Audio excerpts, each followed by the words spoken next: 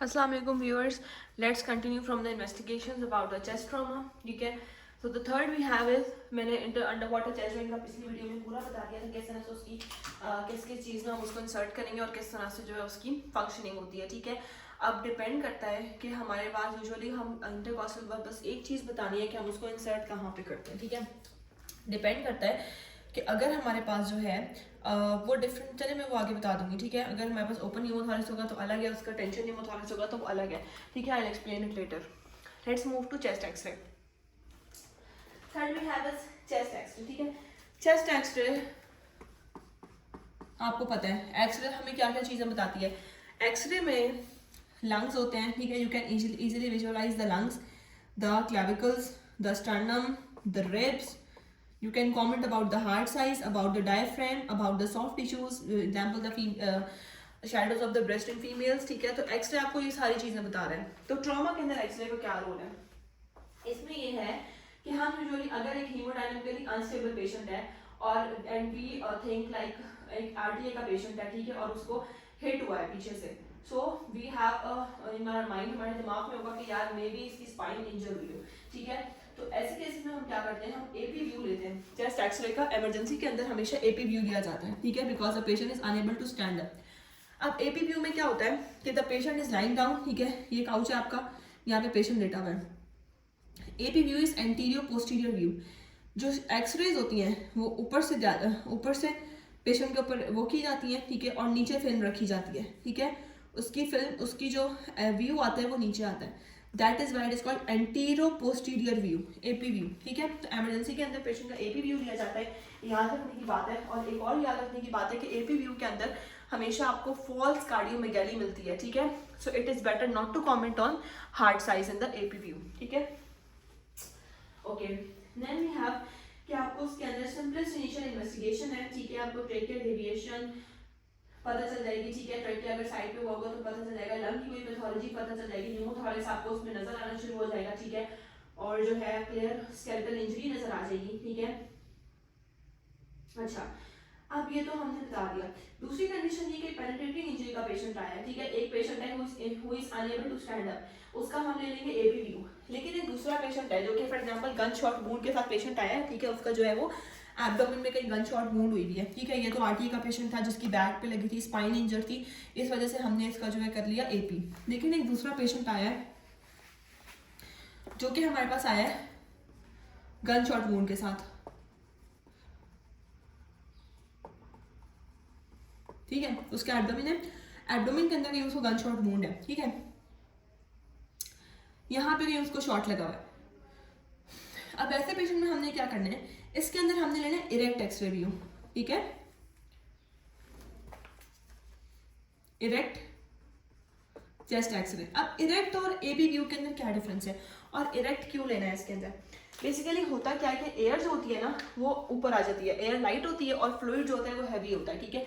अगर किसी पेशेंट के अंदर फ्लूइड होगा, ठीक है, तो वो क्या चले वो टुवर्ड्स द ग्रेविटी जाएगा तो फ्लूइड नीचे चले जाता है, और एयर होगी तो एयर ऊपर आ जाती है. ठीक है. तो उसके अंदर क्या होता है कि अगर हमें फ्लूइड मेनिस्कस बन जाता है, मीन्स कि फ्लूइड का एक लेवल आपको नजर आ रहा होता है कहीं पे भी. ठीक है. एक्सरे के ऊपर आपको इस तरह से फॉर एग्जाम्पल फ्लूइड का इस तरह से लेवल नजर आ रहा होगा. That is called fluid meniscus, या फिर कहते हैं एयर फ्लूइड लेवल. ये तो तब कहेंगे जब सिर्फ फ्लूइड होगा तो कहेंगे फ्लूइड मेनिस्कस. लेकिन जब एयर और फ्लूइड होगा ना तो नीचे आपको फ्लूइड नजर आ रहा होगा और ऊपर आपको एयर नजर आ रही होगी. That is called air fluid level. ठीक है. ये आपको नजर आ रहा होगा. उसके अलावा उसके अंदर कहीं पर कोई ब्लीडिंग की वजह से मैंने बताया कि ब्लड जो है वो नीचे पैराकोलिक गटर्स में चला जाता है और एब्डोमेन में नीचे चले जाता है टुवर्ड्स द ग्रेविटी. तो उसके अंदर आपको ये इजीली विजुअलाइज हो जाएगा. ठीक है. तो हम पेशेंट को स्टैंड कराते हैं बेसिकली ग्रेविटी का इफेक्ट देखने के लिए. ठीक है.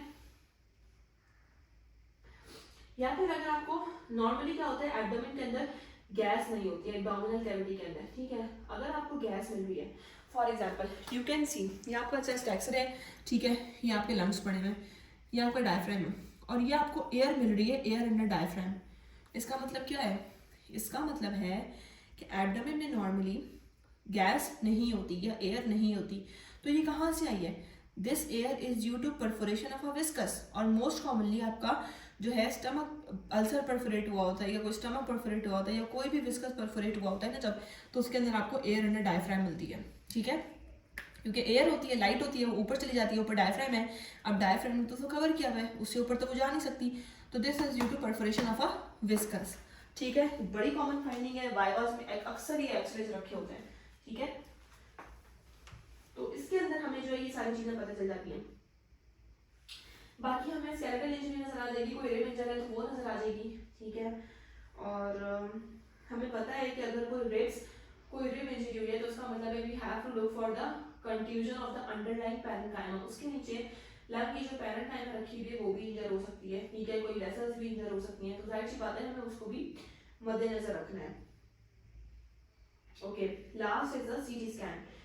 सीटी स्कैन गोल्ड स्टैंडर्ड है, क्यों गोल्ड स्टैंडर्ड है, मैं इसकी वजह भी बताती हूँ आपको, ठीक है, हमने अभी पढ़ी, हमने एक अल्ट्रासाउंड स्कैन पढ़ा, दैट वाज फास्ट स्कैन, फिर हमने एक अंडर वाटर चेस्ट ड्रेन पढ़ा, वो भी डायग्नोस्टिक और थेरेप्यूटिक दोनों आती है, ठीक है, फिर हमने एक पढ़ा चेस्ट एक्सरे, अब हम आते हैं सीटी स्कैन के ऊपर। सीटी स्कैन बेसिकली क्या कर रहा है, आपको बोन्स की डिफॉर्मिटीज भी बता रहा है, आपको एयर, आपको वेस्क्यूलेचर के बारे में बता रहा है, ठीक है, आपको जो है ब्लड के बारे में भी बता रहा है, मतलब ये एक्सरे वाला काम भी कर रहा है, ठीक है, प्लस ये आपका फास्ट स्कैन वाला काम भी कर रहा है, प्लस ये आपको वेस्क्यूलेचर एंजियोग्राफी वाला काम भी कर रहा है। फॉर एग्जाम्पल, अगर एक पेशेंट मेजर वेसल, आपको डाउट होता है कि इसकी मेजर वेसल रप्चर हो गई, तो हम एंजियोग्राफी कराते हैं, ठीक है, to look for that vessel. Angiography पता है ना प्रोसीजर में क्या होता है, कि एक डाई डाली जाती है थ्रू द वेन, ठीक है,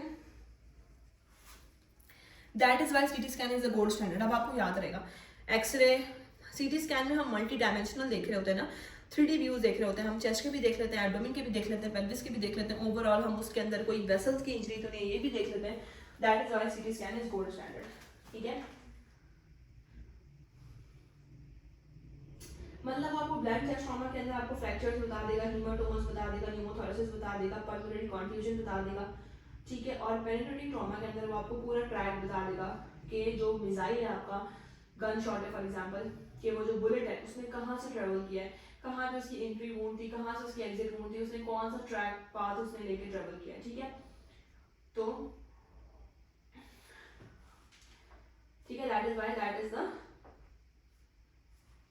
गोल्ड स्टैंडर्ड। अच्छा, अब इसमें दो कंडीशन है इन्वेस्टिगेशन में, अगर आपके पास आता है इन्वेस्टिगेशन ऑफ फर्स्ट चॉइस ना, फर्स्ट चॉइस इज एक्सरे, क्योंकि जाहिर सी बात है आप सीटी स्कैन के लिए पेशेंट को डायरेक्ट, एक अनस्टेबल पेशेंट को डायरेक्ट सीटी स्कैन नहीं हो सकता उसका, ठीक है, तो chest X-ray is the first investigation of first choice.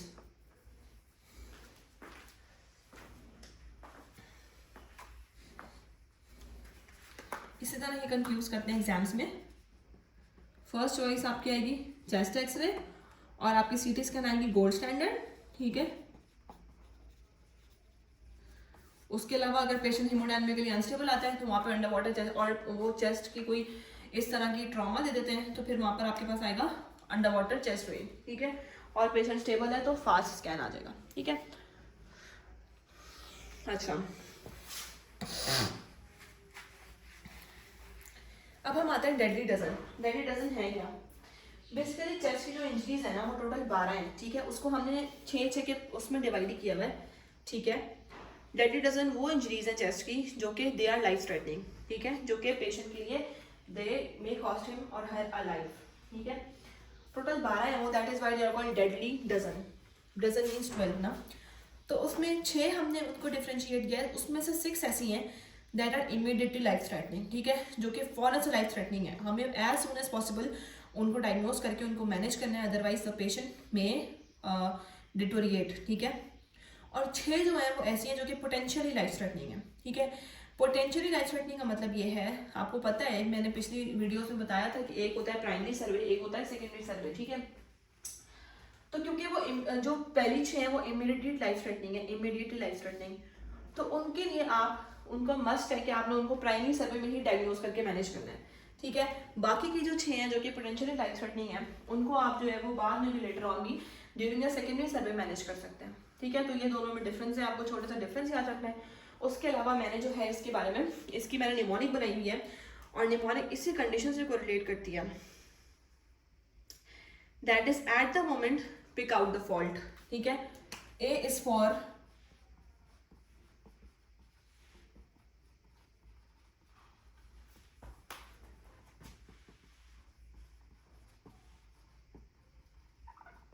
okay.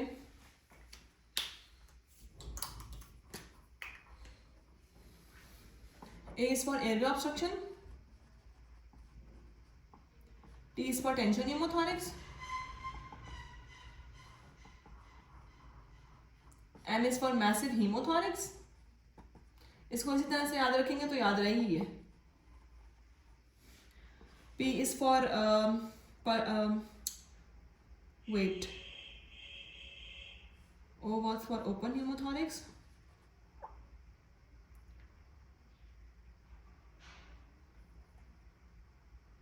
This is open pneumothorax.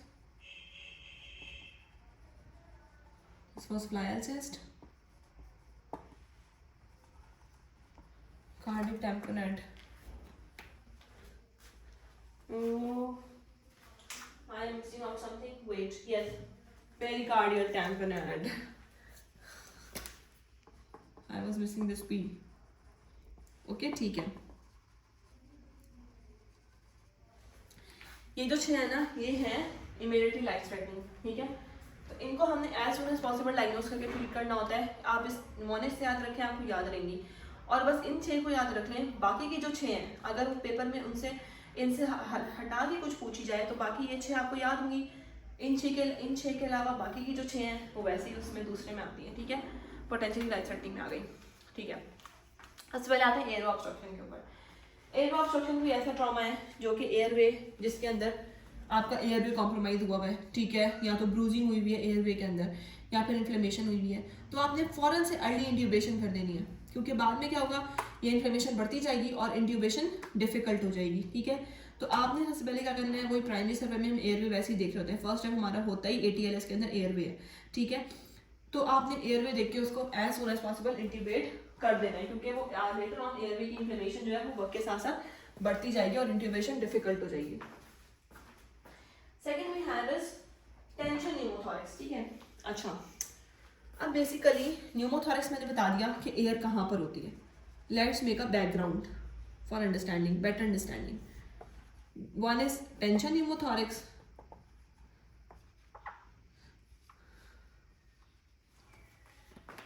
And the other is open pneumothorax, ठीक है.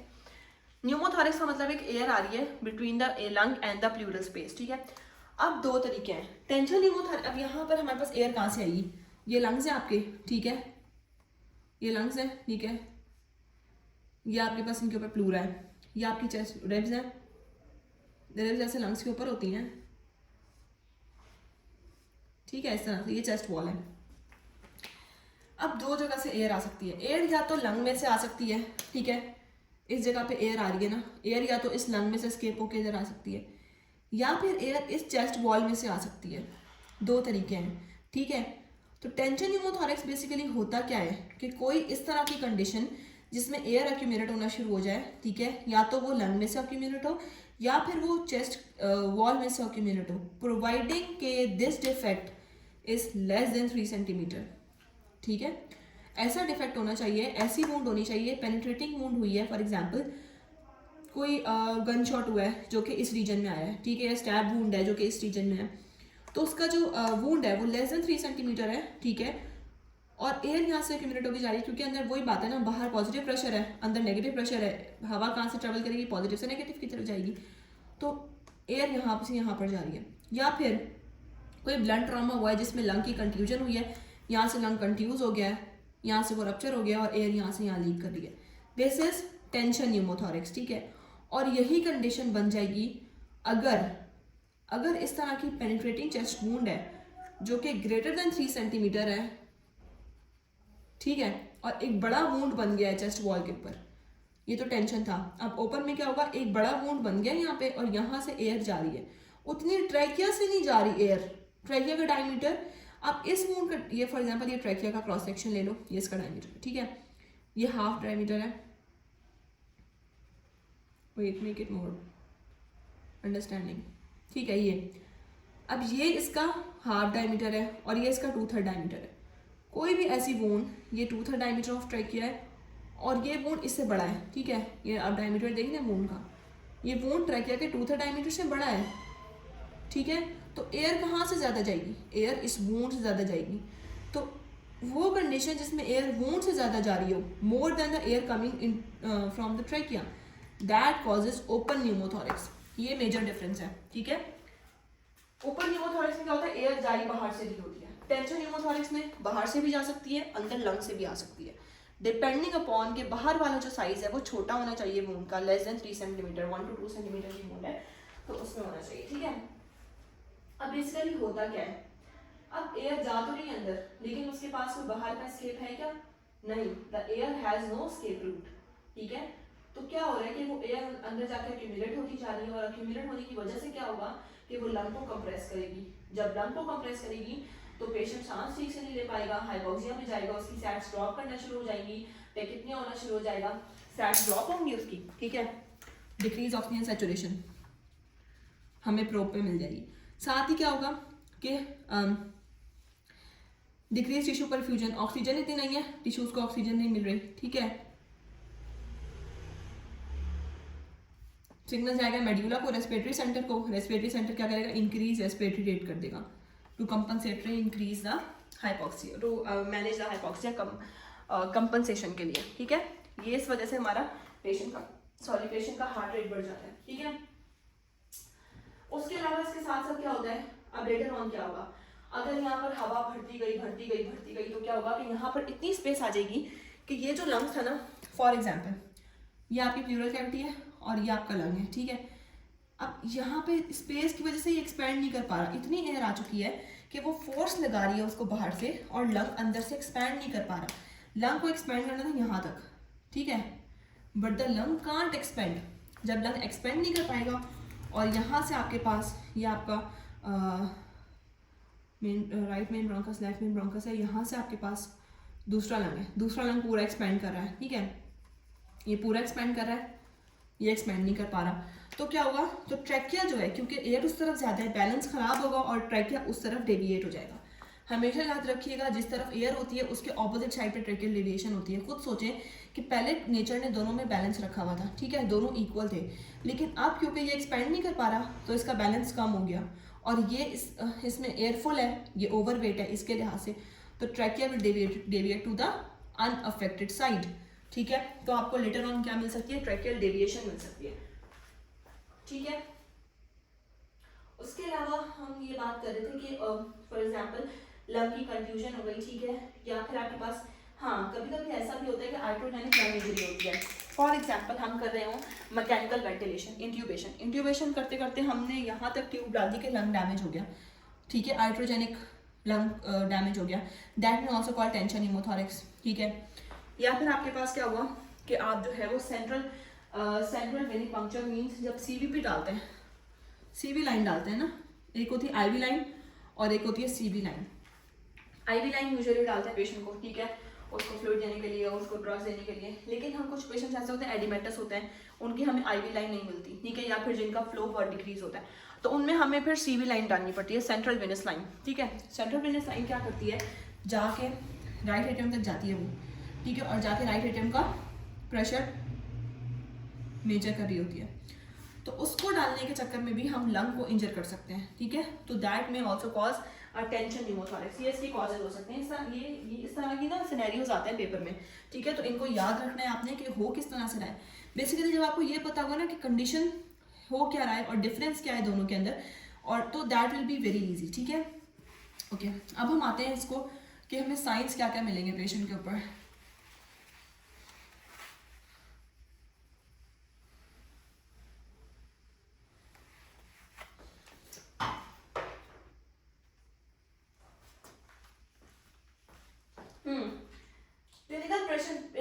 क्लिनिकल जो प्रेजेंटेशन होगी पेशेंट की वो बहुत ऑब्वियस होगी। क्या होगी पेशेंट को? एक तो मैंने बताया डिज्निया होगा क्योंकि लंग एक्सपैंड नहीं कर पा रहा, डिक्रीज ऑक्सीजन होगी। दूसरा हमारे पास क्योंकि रेस्पिरेटरी सेंटर एक्टिवेट हो जाएगा, टेकिपनिया हो जाएगा, रेस्पिरेटरी रेट बढ़ जाएगा। तीसरी कंडीशन क्या होगी कि हमारे पास जो नेक वेन्स होती हैं ना वो डिस्टेंडेड होती हैं, ये बहुत इंपॉर्टेंट बात है, बहुत इंपॉर्टेंट बात है, ये आपने याद रखनी है, क्योंकि नेक वेन्स डिस्टेंड सिर्फ दो कंडीशंस में करती हैं। एक कंडीशन आपकी होती है टेंशन न्यूमोथोरैक्स जिसमें नेक वेन्स डिस्टेंड करती हैं, दूसरी कंडीशंस हमारे पास होती हैं पेरिकार्डियल टैम्पोनेड।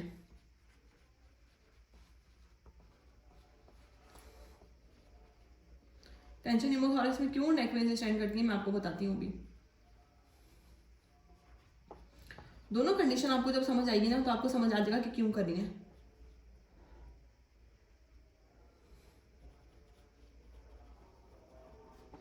बेसिकली क्या है, ये आपकी लंग है, ठीक है, ये प्लूरा है, ठीक है, ये हार्ट पड़ा हुआ है, ठीक है, यहाँ से हार्ट में वेसल्स आ रही हैं और जा रही हैं, ठीक है। अब यहाँ पर क्या है, एयर आई वी है, ठीक है, एयर वेन्स जहाँ से एंटर हो रही हैं एग्जिट हो रही हैं मीडियास्टिनम में, उनके साइड्स पे भी एयर होगी, ठीक है, एयर में प्रेस किया हुआ है उनको, ठीक है, तो वो इजीली हार्ट के अंदर अपने एम्प्टी नहीं हो पा रही है। Due to their incomplete emptying क्या हो रहा है कि नेक वेन्स में पूलिंग ऑफ द ब्लड हो रहा है, डिस्टेंडेड नेक वेन्स आपको मिल रही हैं, ठीक है। ये तो हो गया टेंशन न्यूमोथोरैक्स के अंदर। अब पेरिकार्डियल टेम्पोरेंट में क्या होता है, वही कंडीशन है, ये है आपका हार्ट, ये है आपकी पेरिकार्डियम, यहाँ पड़ा हुआ है आपका फ्लूइड या ब्लड, ठीक है। अब इस वेन ने तब हार्ट के अंदर एम्प्टी करना है ब्लड जब हार्ट रिलैक्स होगा, लेकिन टेम्पोरेंट में क्या हो रहा है कि क्योंकि ब्लड है हार्ट रिलैक्स ही नहीं हो रहा, वो प्रेशराइज कर रहा है हार्ट के ऊपर, तो क्या वेन अपने आप को एम्प्टी कर पाएगी ब्लड में, नहीं, हार्ट में नहीं एम्प्टी कर पाएगी। That is why it causes pooling of the blood in the when और वी से डिस्टेंडेड नेक वेन्स, ठीक है, मतलब जेवीपी आपको डिस्टेंडेड मिलेगी। This is a very obvious feature, very important, ठीक है। उसके अलावा हमारे पास क्या मिलता है, हाँ ट्रैकियल डेविएशन मैंने बता दिया, उसके अलावा हाइपर रेजोनेंस मिलेगी, ठीक है, हाइपर रेजोनेंस मिलेगी और एब्सेंट और डिक्रीज ब्रेथ साउंड मिलेंगे। अब क्यों होता है, अब लंग है, ठीक है, वही कहानी कि लंग क्योंकि कंप्रेस है, ठीक है, उस साइड पे ये वाला आपका लंग है, ठीक है, बहुत गंदा लंग बना है, ठीक है, ये वाला आपका लंग है, यहाँ पे एयर पड़ी हुई है, ठीक है, ये इसको और छोटा कर देते हैं, हाँ यहाँ तक एयर पड़ी हुई है, ठीक है। अब इसको एक्सपेंड करना था यहाँ तक, अब ये एक्सपेंड नहीं हुआ, इसको यहाँ तक एक्सपेंड करना था, ठीक है, लेकिन क्या हुआ कि एक्सपेंड नहीं कर पा रहा, तो ब्रेथ क्योंकि एयर अंदर लंग की कम आ रही है तो हमारे पास ब्रेथ साउंड्स डिक्रीज मिलती हैं। और साथ में जब हम परकशन करते हैं उसके ऊपर हाइपर रेजोनेंट नोट मिलता है। जब भी आप लोग क्या किया करें,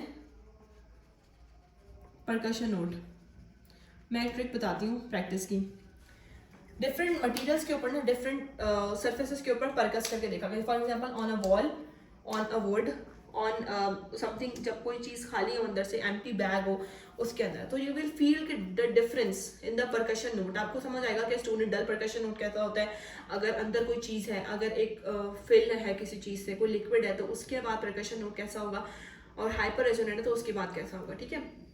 एयर अंदर तो हाइपर रेजोनेंट होता है क्योंकि एयर साउंड ज़्यादा अच्छा ट्रैवल करती है, साउंड जो होती है वो एयर में ज़्यादा अच्छी ट्रैवल करती है देन लिक्विड, ठीक है, तो उस वजह से जब एयर अंदर होती है तो परकशन नोट आपको ज़्यादा मिलेगा जितना नॉर्मली मिलना चाहिए, ठीक है।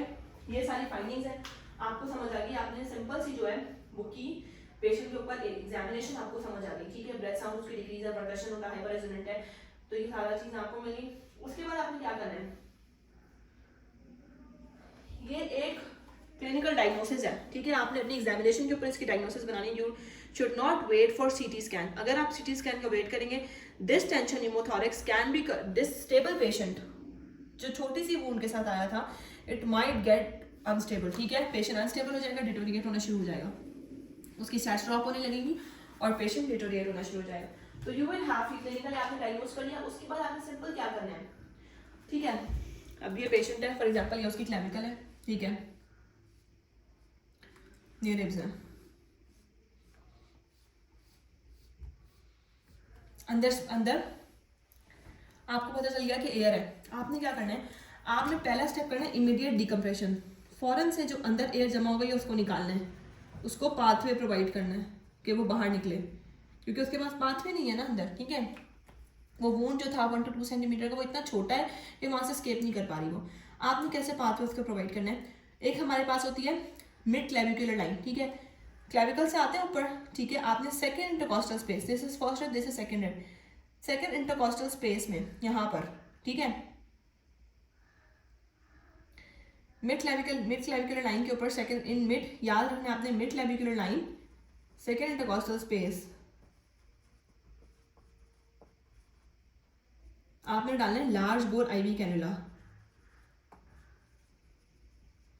लार्ज बोर क्यों डाला है? ताकि एयर उसमें से स्केप हो, ठीक है, वो डालना है, इमीडिएट डिकम्प्रेशन होगी, एयर फॉरन से बाहर निकलेगी।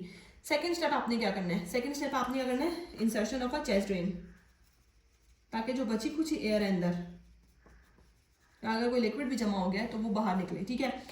अब आपने क्या करना है? आपने यहाँ पर डाला था सेकंड इंटरकॉस्टल स्पेस में आपने डाला था लार्ज बोर आईवी कैनुला। उसी तरफ fifth intercostal space in the anterior axillary line, ये आपके पास होती है एंटीरियर एक्सिलरी लाइन है, यहाँ पे एक्सिला होता है एंटीरियर एक्सिलरी लाइन। अब यहाँ से आपने जाना है फिफ्थ इंटरकॉस्टल स्पेस में, 1 2 फर्स्ट इंटरकॉस्टल, सेकंड इंटरकॉस्टल, यहाँ पर हम जाने फिफ्थ इंटरकॉस्टल स्पेस में, ठीक है। This is fifth intercostal space में आपने डालनी है चेस्ट ट्यूब डालनी है। आप chest tube fifth intercostal space में क्यों डाल रहे हैं? ताकि बाकी की जो एयर है जो कि डिकम्प्रेशन से नहीं निकली बाहर, वो उससे निकल जाए, ठीक है, और नेगेटिव प्रेशर उसको क्रिएट कर रहे हैं ताकि एयर और अच्छे से बाहर निकले, ठीक है। तो this is all about tension pneumothorax, बहुत आसान था।